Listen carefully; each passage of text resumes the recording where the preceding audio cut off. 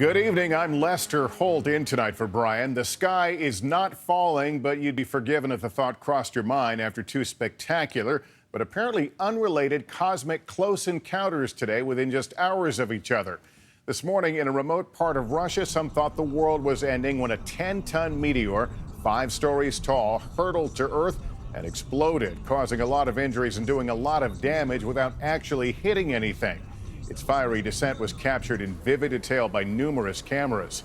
And then this afternoon, there was a very close call with a massive asteroid that whizzed by just 17,000 miles from our planet. In celestial terms, that is a very near miss. What do scientists make of all this? It was all one big cosmic coincidence. NBC's Tom Costello reports. The video from Russia is incredible. A massive meteor traveling at 33,000 miles per hour, trailing a brilliant white contrail, hitting the atmosphere and exploding with the force of an atomic bomb.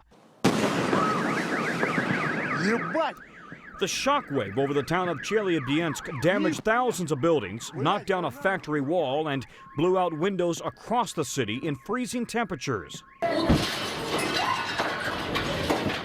Just as kids were starting the school day. The ceiling was okay, but all the windows were broken. Almost all the window panes were damaged. There are no windows without damage. The shards of glass injuring more than 1,000 people, 100 hospitalized. I heard this extremely loud noise that shook my apartment. Canadian hockey player Michael Garnett lives in Chelyabinsk. We talked to him via Skype.